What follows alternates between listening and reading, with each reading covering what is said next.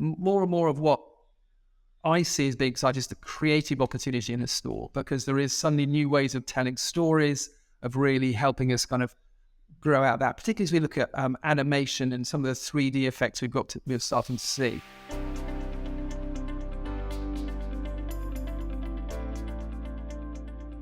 Hi, I'm Andy Murray. Welcome to It's a Customer's World podcast.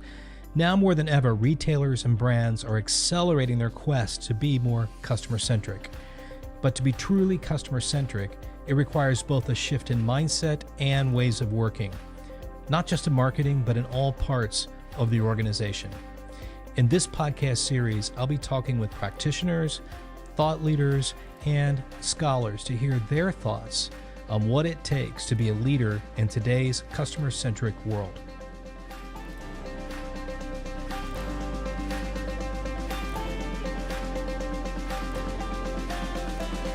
Physical retail today is becoming increasingly digitized, with apps and screens that aim to make shopping either more efficient or more inspirational.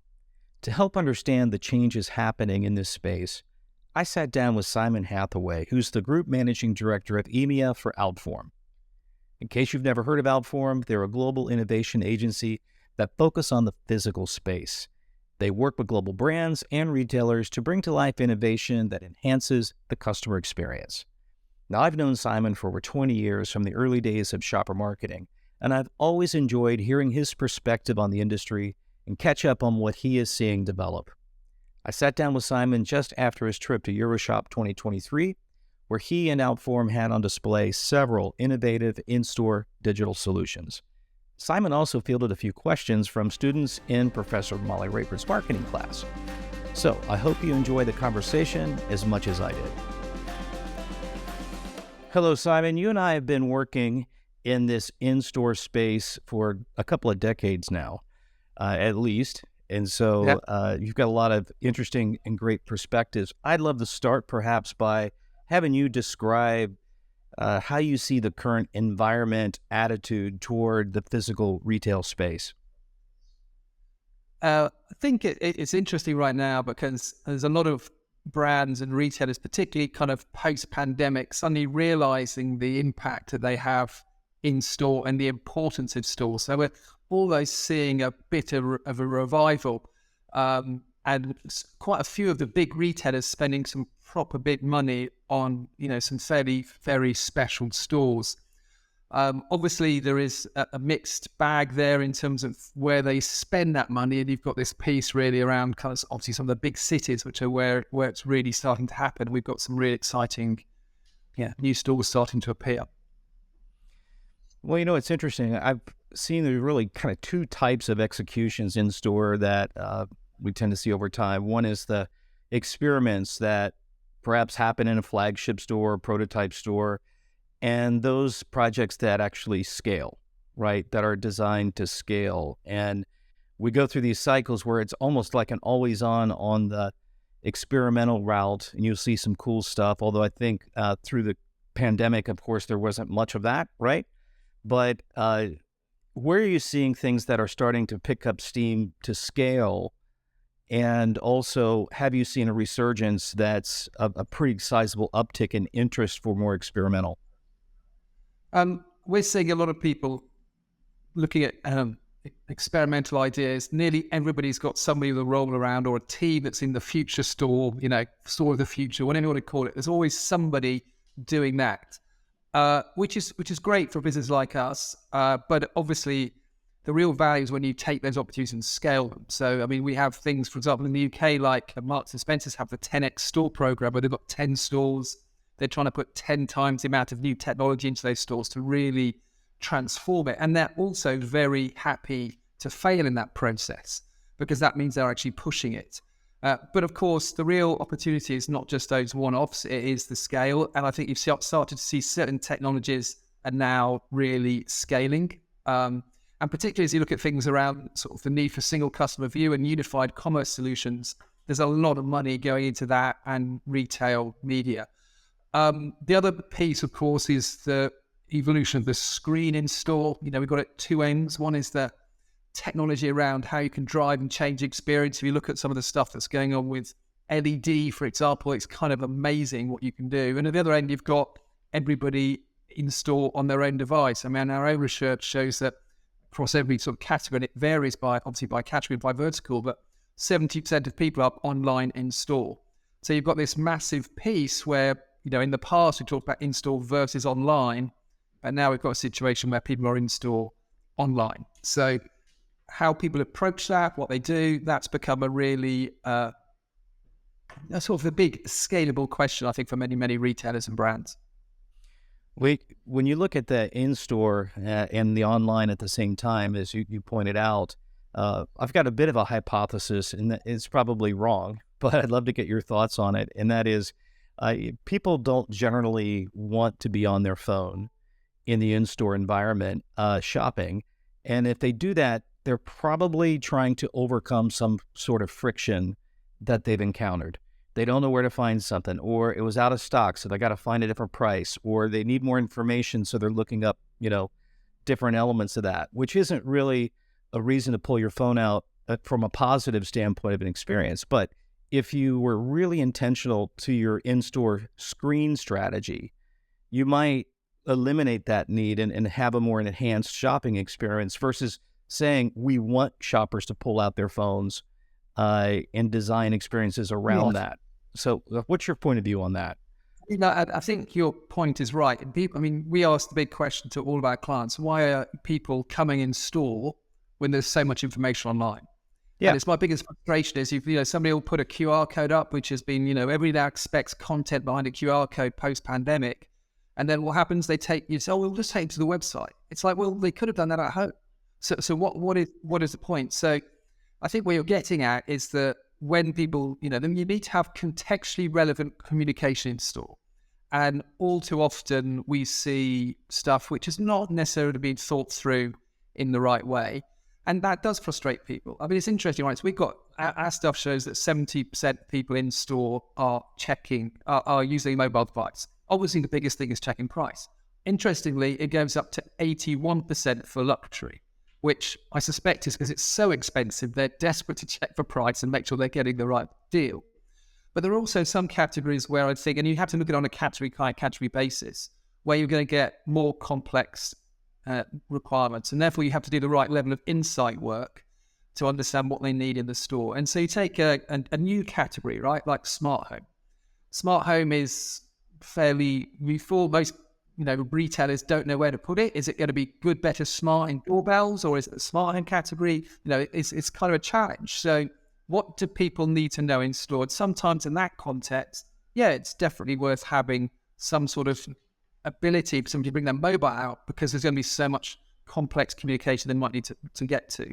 And you never quite know the full context. But the important bit for us is that we see people wanting to use their device. You look at things like gaming and areas like that, where you can have an augmented experience. They definitely want to get into that. You've just got to make sure it's relevant to that moment in time. You're not just using, the same old content that you might have had in other parts of your media mix, which is, that's all we know. It's there's not been a deliver on the expectation. Yeah, it's really interesting when you look at in-store environments in Europe, UK in some cases, and then look at it compared to what we see in the US. It feels like Europe is probably 4 or 5 years ahead in thinking about this topic and how to use those technologies. At least I've tried to track startups and the technology providers, and a lot of those folks are doing it in Europe first, and yet the US seems to have taken a position more of, we think screens are going to be the screen in your hand. And I was a proponent of that for so much time. And then, don't put that capital in stores on screens. It's just a wasted experience and wasted use of capital. But I think that could be wrong from what I'm seeing. I think the thing is, we have to understand how we're using the screens. And you are 100% right when it comes to grocery. If you look at what happened in the pandemic, you look at what's happening to loyalty cards right now in Europe. So I look at my local Tesco's, I go in store, I have to scan in, I have club card specific prices that are accessible through my app. All my vouchers are on my app. So it's automatically getting me to have my mobile phone open when I'm in store, right? Because the whole of that loyalty program is built around that. So any advertising, any brand specific stuff, it's very easy for them to take a location based strategy to that.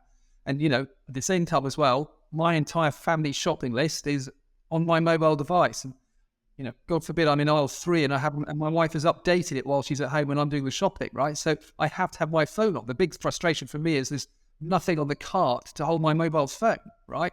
So so for me, the grocery people are absolutely driving that agenda. And I think it's the right way to go. It can be connected directly to their POS systems. And as you look at people like Amazon Fresh coming in, all of those things are going to need that we use our mobile device in store. But you then got other areas where screens are interesting. So obviously, just visually in terms of environment, if you just look at LED technology, right? You look at what, I just walked down Oxford Street here. I can look at the massive, fabulous new H&M store. They got a 3-floor LED wall, which is a blank canvas that can totally transform their experience. It means that their store is a living canvas. I mean, we always used to go and we used to talk about a lot, right? We go to stores to find what's new. And now there are new experiences in the store because the graphics are changing. There's a new campaign. There's a new collab. It's a full experience. I mean, with them, with H&M, we're putting in mobile screens that the merchandisers can put around the store in new locations. They can connect to their content. In some stores like Marks and Spencer's, we're kind of pumping Instagram feeds in. So you've got all of that stuff that starts to create a very different experience in the store. You've then got another layer, which for me is also super exciting, which is the retail utility that we now expect in physical stores. So beyond just sales, and back in the day, we used to talk about time, money, and frustration being the budgets. I still use that because in retail utility, it's super important. I mean, how many times have you bought something online, taken it to a store, and they said, "Sorry, you've got to return it through the mail channel"? And we're like, "What?" That's just so frustrating, right? So you have this level of new retail utility that people need to find. So increasingly on things like screens, we are finding ways to make them exactly the same as what's online. So you can see what sizes are available, what other colors are available. And if it's not available in the store, you can scan it, buy it through the website there and then, and the store gets the accreditation for the sale. So that level of retail utility, which is arguably invisible to the customer, but if you think about it, massively reduces a lot of store operations. Nobody's going to check sizes because it's there on a screen. All of those things are starting to come through. And as customers are their expectations of retail are kind of reset with every click and every visit, what you get when you come to expect online, you're also expecting to see in store. And that's where I think we haven't caught up often in stores with that retail utility. Yeah, well said. I also think there's an expectation of physical retail that goes beyond the online expectation, and that is in the space of discovery. I mean, it is really difficult to discover new things and really explore that through the online experience. And if you get into the retail media space and start talking about all of the promoted ads and, it's driven by search, which is intention-based, behaviors. But when you go in a store, I expect something a bit different. I expect to be able to discover new things more easily.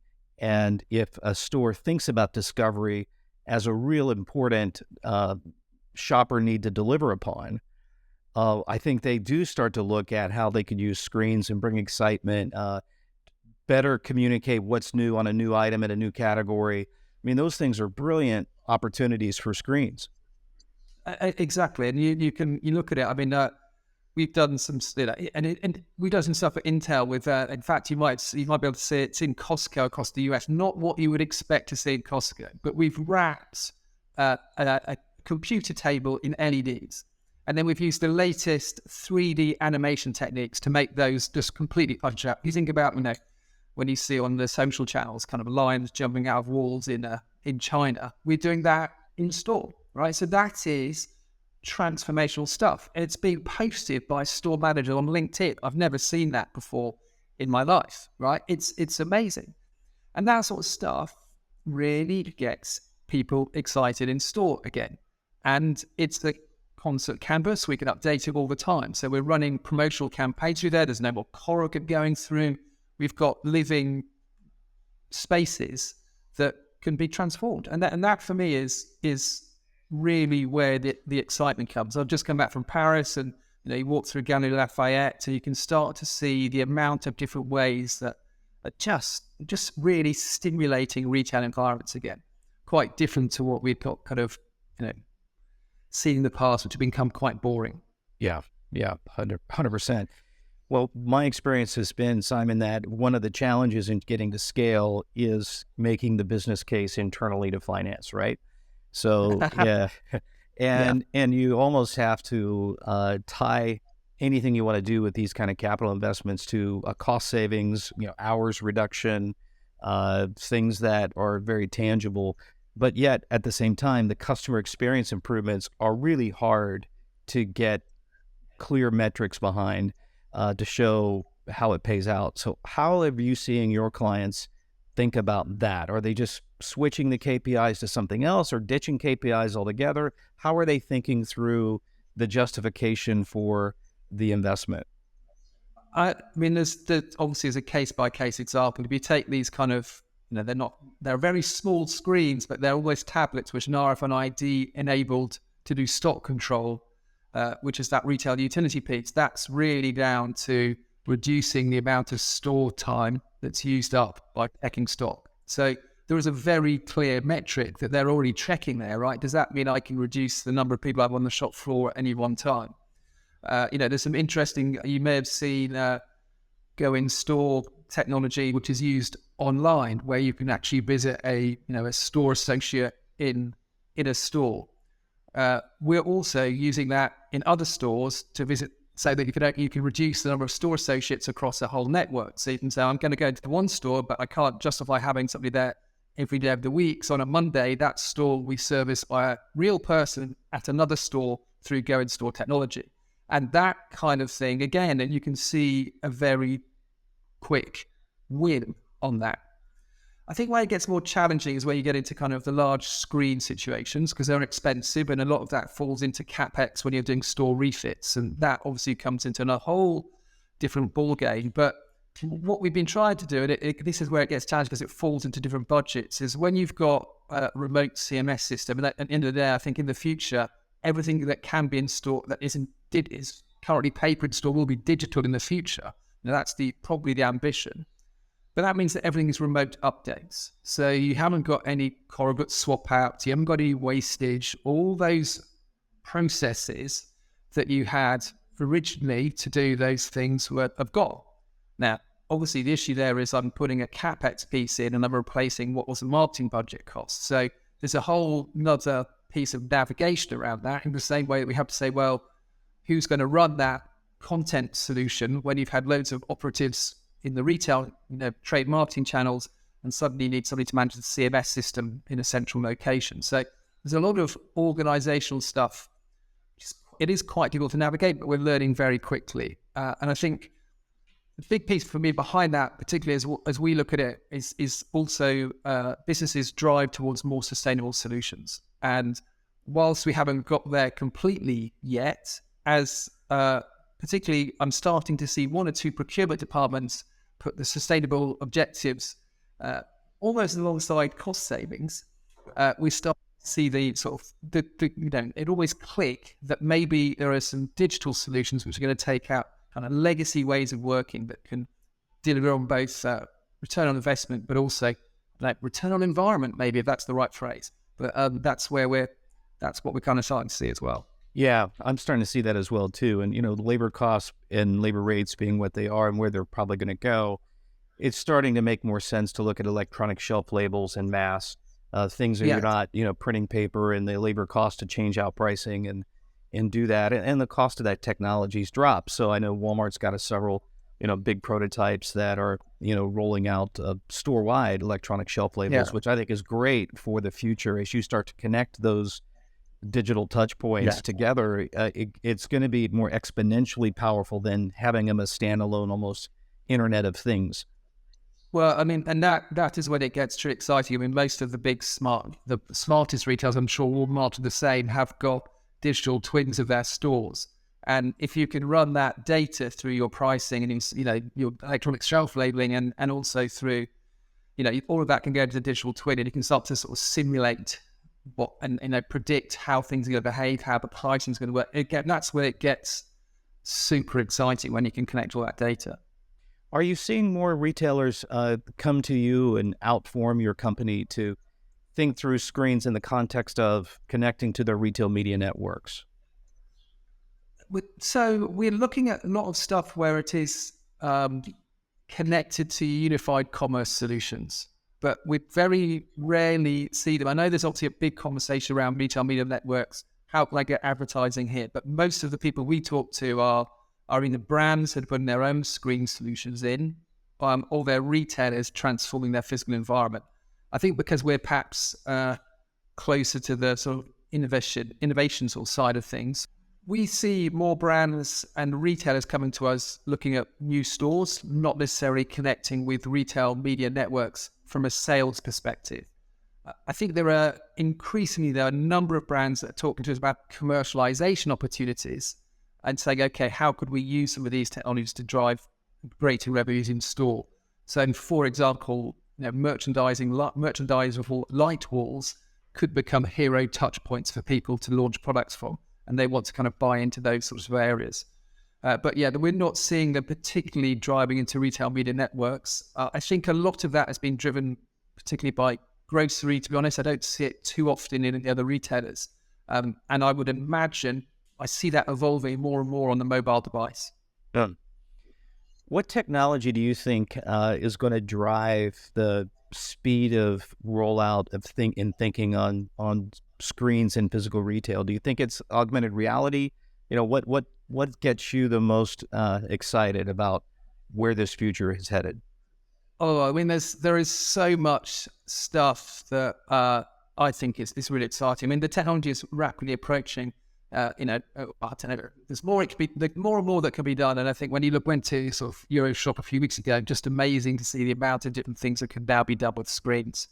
I mean, there's also obviously a lot of stuff around interaction and how you build relationships with a screen, with a customer, the opportunity and user experience. That for me is super exciting.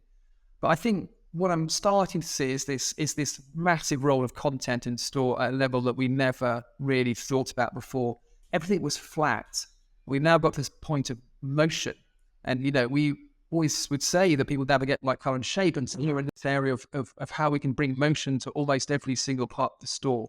And that gets really exciting. So more and more of what I see as being exciting is the creative opportunity in a store, because there is suddenly new ways of telling stories, of really helping us kind of grow out that, particularly as we look at animation and some of the 3D effects we're starting to see.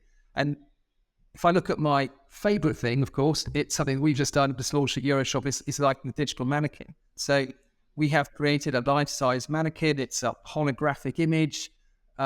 You film it, ideally you can film it at the same time you do your content for e-commerce, but it enables a customer in store to physically, to connect with their own mobile device with the mannequin. They can change the mannequin so they can have a mannequin that looks more like them.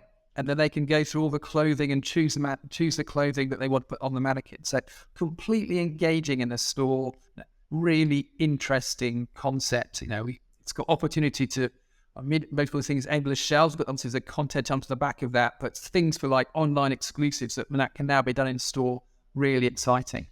I would love to have our audience see some of those demos. I follow your LinkedIn and saw what you did at Euroshop, and that blew me away. This mannequin and what you were doing there. You're kind of on your feet doing a demo, but do you have a link that you might be able to share with us that we could put in the show notes that would allow our listeners to go and look at that, because it's really incredible. Yeah, absolutely. I think it's when you think the mannequin itself, so I think it's been around for 150 years, and it's the first time somebody's properly digitized it, and you can take control of it. It's quite a significant innovation. You talked about content and how the creative is going to rapidly transform that experience. Talk to me a little bit about the creative ecosystem that is developing or must develop, in order to service that, because that's a whole level of demand that's been traditionally not there. Right, and I think this is one of the really interesting things, right? We've suddenly got visual storytelling in store with motion that is perhaps not been something that most of the client marketing departments and also their agencies have really been set up to do. The skills are varying in the agency networks, but it's that perhaps not necessarily be with their focus. And often the creatives in that haven't really got necessarily the contextual relevance of what might need to be said in store. So there is that whole piece about visual storytelling, but I think a lot of that is around animation. So we're building up a lot of capability in animation. I've got like 25 people now in Tel Aviv just doing animation for retail. So you've got that one end where people need to really start thinking, have they got the right people in place to do that sort of work? Because most of the big agency networks are not really structured around that. I mean, you just want to look at retail media networks and the media people are buying that, all right? So the original shopper agencies kind of been left out of the loop on that one. So there's a lot of stuff in that area where I think there's huge opportunity. The other big area, of course, is user experience, and how you partner retail strategists with user experience designers, because the total experience, whether through interactivity on a screen, through your mobile device, has to be thought through, but it also has to be relevant to the shopping mission. So again, a lot of the whilst we've got a lot of good talent in e-commerce in store is quite a tough one. And we've started to build out opportunities where we need highly complex categories. We talked about smartphone, where we might connect to a mobile app so somebody can kind of start to browse a bit more of the relevant information on their mobile device, but also connect that to the retailer website so that if there is a sale, it still goes through the retailer's POS, because obviously what they're really worried about in store is it's going elsewhere. So you need a whole lot of technology people who can manage, not only design the right space and the right that somebody's going to have shop in. You then need a whole gang of people who are going to look at the mobile device. You're going to need a whole gang of people who understand the back-end technology to connect with you with the POS system. And that starts to get quite a complex ecosystem of people and talent that you need in play.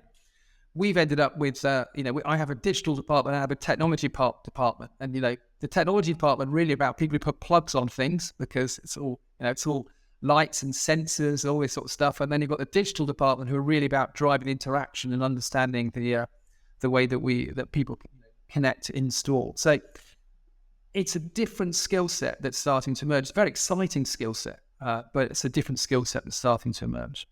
I also think there's going to be a need for thinking about it as a retailer, especially a multi-branded retailer that in your physical environment. A lot of these screen opportunities and experiments have been one brand perhaps, or a category or department will take that on, and because it really is fit for purpose for that particular brand. If you think about your wine and alcohol aisles or spirits, there's those tend to lean in more. But what happens is, and if you're not careful, this could really be a problem, is there's no customer experience strategy for the store in terms of how do these individual creative expressions and experiments come together so that the customer realizes they are in an H&M store or in a store's point of view, that store's point of view is coming through across the creative, and the customer experience trumps the user experience of a specific application. So I haven't yet seen that level of thinking develop yet, or I haven't heard people talk about that. Yes. I mean, you mentioned H&M there. I think they've got a really good strategy right now. I mean, I think they've moved to kind of, I don't know how you call it, but it's almost like a blank canvas where the clones are the hero, but they're also using a combination of screens to bring that to life through windows and into the store itself. And then these mobile, we affectionately call them quad pods, that you can then move around by collection to try and connect the whole story. And that gives them the flexibility to do that. So I think they're doing quite a nice job of that, but it is obviously pretty much all their own branded gear. You're also touching on a point, and I think if I, just having been to Sephora or Champs-Élysées in the last few days, of a kind of house of brands versus a branded house. And I think if you go into the Champs-Élysées, and I think they're closing the store, but they've still got this runway, and then you're going in and it is lined with high-level LEDs, which create a really cool vibe as you're walking in, and you've got all the promotion sections, and then you're into the kind of proper shop floor. And they're enabling each of the brands to live within a very clear, structured format. So it still feels like you're very much in Sephora, but each of the brands then behaves as it wants to behave within that framework. And I think they've found a quite elegant way of doing that. But there is this point, because you're right, if you are a house of brands, you could have a very challenging set of messages flying around as brands start to get increasingly competitive with each other at shelf. And I think one of the things we used to talk about in e-commerce, and I think is perhaps maybe something we could talk about here as well, is that we used to talk about being category captains, right? That was always the language. And then as you started to see people particularly bringing content online, we used to talk about becoming a content captain. And I wouldn't be surprised to see that we'll start to see that content captaincy starting to be a theme that we need to see, particularly in grocery, where we've got a lot of people competing. That will probably be something we need to think about in the future.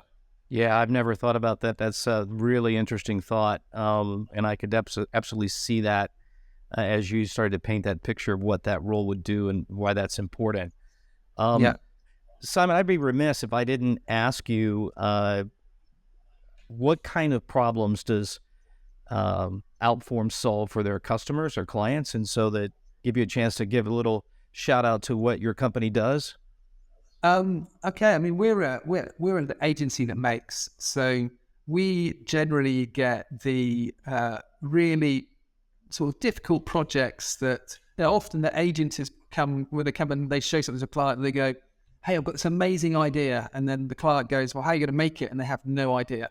That's generally where we come in, because we can blend insight, technology, and creativity to deliver some impressive solutions in store. So there's a lot of great people out there who can do insight and creativity, but they don't necessarily understand the technology. And because we've done that, we have scaled the business through the kind of manufacturing side as well. So we can actually make most of these things. And to your earlier point about global scale, we can do that. So things like the global rollout of PlayStation 5, the Intel tables, very, great examples of where we can bring great value to clients and deliver at a global scale.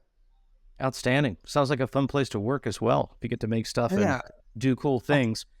So Simon, if you don't mind, I'd love to bring up a couple of student questions. We work with the University of Arkansas, of course, and Molly Raper does a great job of having her students sometimes provide us some questions if they know we have a guest coming up and we get time to work that out. So a couple of students had a few questions, and I'd like to run them by you. Sydney Wilson, who is majoring in entrepreneurship and innovation, she asked the question, Simon, do you think as shoppers digitize their in-store experience, or I think it means as retailers digitize the in-store experience, and would a result be they limit their shopping time in stores that gets more efficient? Is there a potential of a store losing sales because of that efficiency? I mean, that's a fantastic question. And there's lots of things that immediately jump to mind. I mean, I think there's a lot to be said, isn't there, for people when they've been doing their grocery shopping online, that they buy less because they're more planned and you don't pick up other things. There's also, I think, some early research from Carrefour in France that showed that when people did the drive-through thing, so kind of click and collect, they went to some of the other stores in the shopping centre instead and spent more money, which, given it was a location, I think that Carrefour owned, it kind of worked. So it's an interesting question. If we're going to give shoppers the ability to control and manage as the way they do online, then I would suggest the answer is yes. But I think what actually happens, particularly in grocery, is that people are coming and searching for what's new. So if you can still do new really well, you can find exciting ways, and it's about inspiration, you should be fine. I just look at what we've done with Marks and Spencer's here in the UK with their kind of menu finder. At the front of the store is a menu finder to inspire you on your journey. So it's not efficient necessarily. It's bringing you the opportunity to learn new things and to have a better dinner. I don't know. So things like that, I think are potentially more and more exciting. Saving time, the convenience, at the end of the day, that is all stuff that we will value because we'll create more time. But if we get it right, it shouldn't reduce sales. Agree with that, Simon. That's awesome. How about a question from Rachel Pinter? She is a marketing major in Molly's class, and she asked the question, what innovative steps should retailers consider during this transition of shoppers going back into physical stores? Will customer service be less important to consumers over time as the online and contactless shopping continue to trend? I think, and another great question. I think the thing for me, and I kind of, if you're a marketeer, we've had a lot of time as marketeers talking about experience, and we had so many, we sometimes like, wow, experience is going to be amazing. I think that's rubbish, actually. I think we're now in this kind of expectation economy where every kind of click and every visit resets our expectations of what retail should be. And for me, if you look at it, we've got massively shifting journeys, we've got ubiquity of the buy now, but we've got all those things going on. So the one thing which I think is going to be massively important is going to be retail utility. And I think that every single retailer needs to really plot out exactly what that means in their unified commerce journey. So if I need to have click and collect, I need to be able to return stuff, all those sort of organization issues that are behind there. How do I do stock control that optimizes the solution? Because those are the things that are increasingly going to frustrate customers. And for me, we've already, in the last conversation, we talked about the time budget. People have also got a financial budget. There's a massive moment right now with the expectation economy, if you like, that the frustration budget's being turbocharged because you know how frustrated you are when something doesn't work as it's expected to be, right? And that's just going to get worse and worse and worse as new entrants, new people bring new ways of doing things and making things convenient and delivering value. And that, for me, is where it's at. Yeah, I would agree with that. You look at what would move the needle in our customer promoter scores when we were I was at Asda, that would be eliminating the dissatisfiers, and most of those dissatisfiers had to do with the retail utility aspects, and the corresponding technologies that could enable change there were really important because that would move the needle more than the surprise and delights that might get you more 9s and 10s. On the top end. And some people want to come in and be guided around the store by a wonderful associate, right? Some people just don't want to talk to anybody, right? Yeah. So, and you can see that. So, it's I think it's a good question. I think how that plays out in the future is going to be really interesting. The big question that I ask all our clients is, I guess it comes back to that. Understanding what the future store staff will do is to say, why are people coming in store when there's so much information online? Because that really is, for me, the start of the journey. And, as a business, when you look at what's available, we're giving unboxing videos to our creatives and saying they would watch this before they get to the store to buy a new phone. So why are you telling them the same thing, right? And then you also, though, you look at somehow, I'm kind of into the associate thing at the moment, and we've, there's a few gangs of people now. If you look at, probably because our fantastic Intel table was on it, but there was some great stuff where we've got kind of TikTok videos from store associates that are trending. There's an amazing rap from Currys in the UK, and you've probably seen some of the stuff that Foot Locker do as well. So the opportunity with sort of store staff, if to actually transform your social engagement as well and make them the stars is, it's also an amazing opportunity. So often they're your biggest advocates. And, they are absolute advocates because they know what's best and great products and can be trusted in that space. So, yeah. Exactly. Yeah. Any questions, Simon, about the in-store environment, where it's headed that I haven't asked you that you'd like to talk about to make sure our audience hears? I think you've asked me a lot of questions, Andy. I think there's probably a few areas about that we probably just need to understand around how we use some of the old things now, and like navigation and education, all those sort of things. I think those things probably stand true. And I would just put it out there that I think, and you can hear it in the questions that your students are asking, is that it feels like to me that there's this golden moment of a new generation, if you like, of shopper insights that we haven't seen probably for 20 years, because suddenly we've got people coming back into stores in a way that they always used to, but they're suddenly empowered with a mobile device. There's a whole lot of new technologies around, and we're starting to learn about how they work in those spaces and how people behave. And that, for me, makes it a really exciting space to be, a bit like it was 20 years ago. Yeah.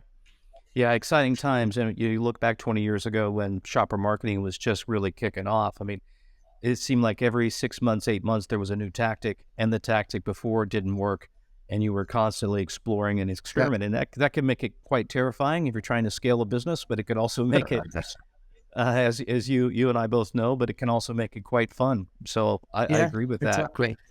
Well, Simon, it's been a pleasure talking to you. You're staying sharp as ever in this space, and looks like you're having a lot of fun. And I hope that people really do check out Outform and what you're doing in-store, especially if you want to see the future, because the future is here. It's just not evenly distributed, right? And I think you've got a good portion of it sitting in stores in Europe that are, you can really see where this technology is headed and get pretty excited if you're in the retail and CPG space. So thank you so much. Really enjoyed it. It's been an absolute pleasure. And if any of your students would like our kind of curated content, they can jump on the website, sign up for the newsletter. We'll send you every week. It's what we think is the best in future retail from all over the world.